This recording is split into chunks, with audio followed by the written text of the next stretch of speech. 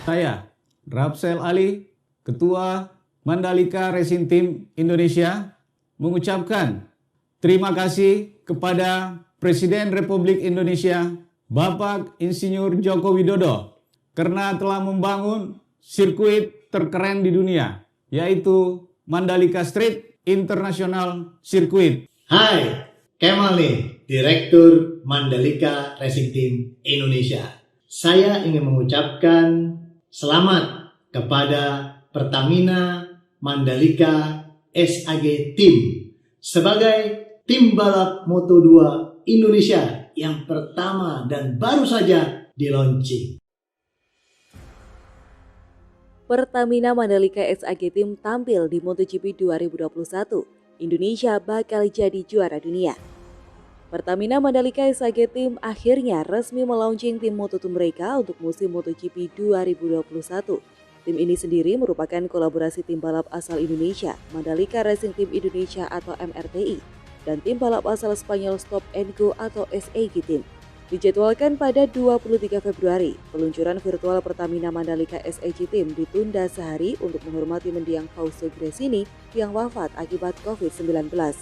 Terlepas dari kabar duka tersebut, Edu Perales selaku bos tim SAG mengaku senang bisa bekerja sama dengan Mandalika Racing Team. Kami bersyukur mendapatkan support yang baik dari Indonesia. Warna baru kami juga terlihat sangat bagus dan saya yakin kami akan mengalami banyak kesenangan musim ini, ujarnya dalam peluncuran virtual 24 Februari 2021. Dalam kesempatan ini, Pertamina Mandalika SAG Team juga memamerkan motor yang bakal dipakai kedua pembalapnya. Livery pada motor sangat Indonesia sekali. Desain tersebut cukup berbeda dibandingkan dengan desain yang dipertunjukkan pada November 2020 lalu yang memiliki warna merah di bagian atas dan hijau di bagian bawah. Motor didominasi warna merah, biru dan putih, serta motif batik yang besar pada fairing kanan dan kiri. Sponsor-sponsor di motor pun mayoritas merupakan perusahaan BUMN di tanah air. Untuk motornya sendiri memiliki mesin yang sama dengan tim yang lain di Moto2, yakni mesin Triumph berkapasitas 765 cc. Mesin tersebut dikembangkan dari motor produksi massal Triumph Street Triple. Seperti yang diketahui, Pertamina Mandalika SAG Team akan menurunkan rider asal Swiss Thomas Luthi dan pembalap Belanda berdarah Indonesia Ben Schneider.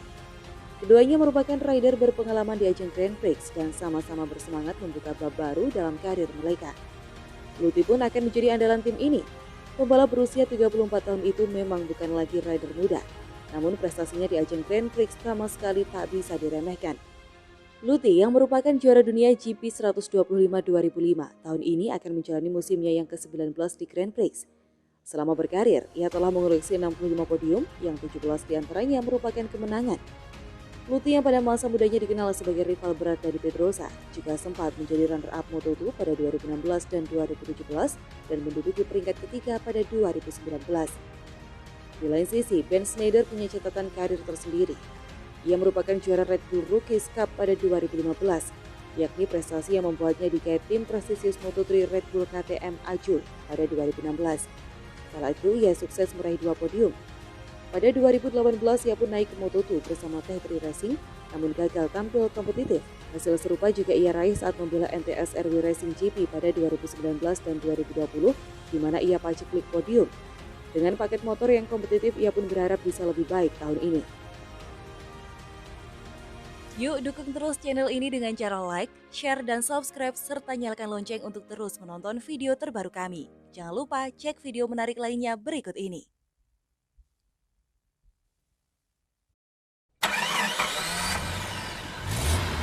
Pertamina Mandalika Racing SAG resmi tampil di kejuaraan balap motor dunia. Indonesia dipastikan menggelar perhelatan balap motor paling bergengsi di dunia, MotoGP di tahun 2021. Tidak puas hanya menjadi tuan rumah, Indonesia juga menurunkan tim balap yang akan bersaing di gelaran MotoGP 2021 tersebut.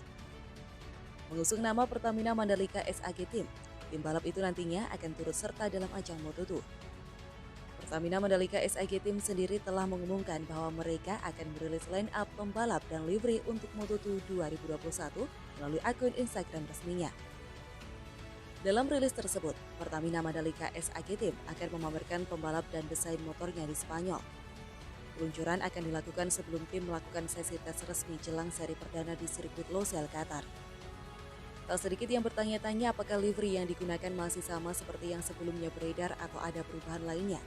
Selain Ben Snyder dan Luthi, Mandalika Racing Team Indonesia juga menurunkan Dimas Eki Pratama di ajang FIM-CIF Moto2. Keseriusan Indonesia dalam ajang balap motor paling bergengsi di dunia tersebut juga dibuktikan dengan dibentuknya Indonesian Racing Team Gresini. Seperti yang kita tahu, Gresini Racing dan MP1 menjalin kerjasama pada 2021 dan membentuk tim bernama Indonesian Racing Team Gresini Moto3. Logo Indonesian Racing juga tersemat di motor Federal Oil Gresini Moto2.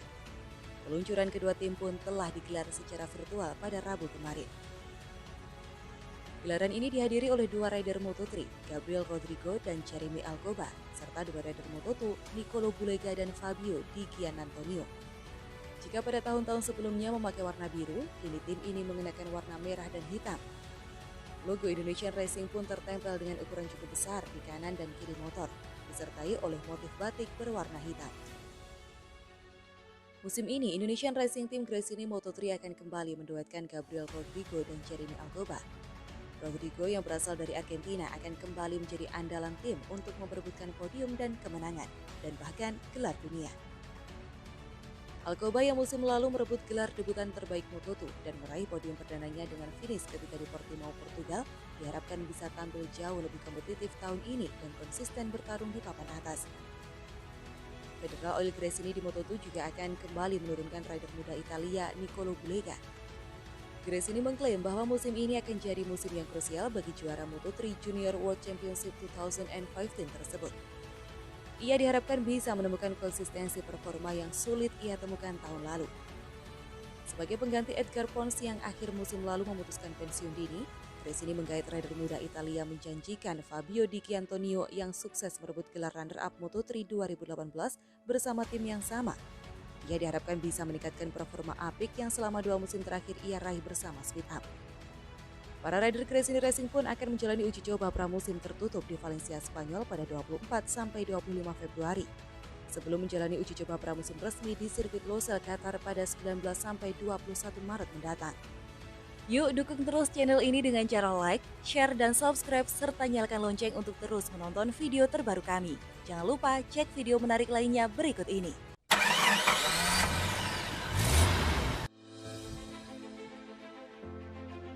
Sirkuit Mandalika dipastikan gelar Superbike 2021. MotoGP Indonesia tinggal 4 bulan lagi. Jadwal sementara kejuaraan dunia Superbike yang baru untuk musim 2021 resmi dirilis. Indonesia pun tetap masuk dalam daftar tuan rumah. Sirkuit Mandalika Lombok, Nusa Tenggara Barat diproyeksikan menjadi tuan rumah pada seri ke-13 yang bakal digelar 12 hingga 14 November mendatang. Namun, tim Superbike masih akan menginspeksi kelengkapan sirkuit sebelum memutuskannya. Gubernur Nusa Tenggara Barat Zulkifli Mansyah memastikan kejuaraan World Superbike berlangsung 8 November 2021 di sirkuit Mandalika. Pada masa yang hampir bersamaan, dia juga menyatakan kejuaraan MotoGP juga terselenggara pada November 2021. World Superbike dan MotoGP sama-sama ajang balap sepeda motor dunia. Perbedaannya, sepeda motor yang digunakan oleh pembalap MotoGP khusus dirancang untuk adu cepat. Sementara sepeda motor di World Superbike adalah kendaraan yang diperjualbelikan secara komersial. Pemerintah Provinsi NTB terus berkoordinasi dengan para pemangku kepentingan perhelatan dunia tersebut. Persiapannya masih on the track, ujar Zulkifli Mansyah. Ia optimistis ajang tersebut sukses. Menurutnya, Menteri Pariwisata dan Ekonomi Kreatif Sandiaga Uno sudah berpengalaman dengan Dorna selaku penyelenggara balap MotoGP. Dia melanjutkan, masyarakat tampak antusias menyambut berbagai acara kelas dunia itu. Hal tersebut tercermin dari inisiatif warga yang membangun homestay atau penginapan terjangkau secara mandiri. Adapun pemerintah berupaya membangun 915 homestay di sekitar kawasan Mandalika untuk wisatawan. Tarif penginapan itu mulai Rp250.000 per kamar per malam.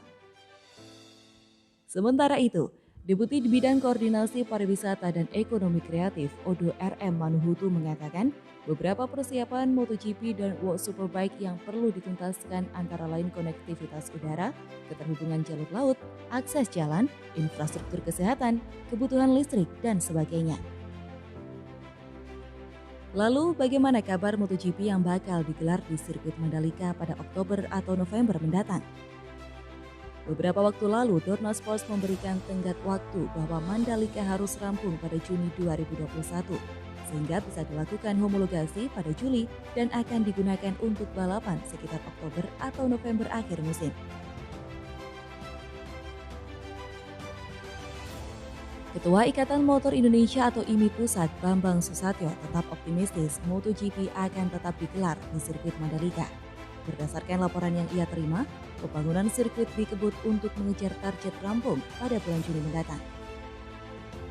Bambang Susatyo atau yang akrab dipanggil Bamsud menyatakan, laporan terakhir dari Kementerian PUPR Republik Indonesia, Juni akan selesai, dan seluruh fasilitas infrastruktur akan dikunjungi Dorna. Jika sirkuit, termasuk fasilitas penunjangnya seperti hotel, rumah sakit, dan sebagainya rampung pada bulan Juni, maka gelaran MotoGP di Mandalika hanya tinggal menunggu penilaian dan persetujuan dari Dorna Sports. Sirkuit Mandalika berada di kawasan ekonomi khusus atau KEK Mandalika.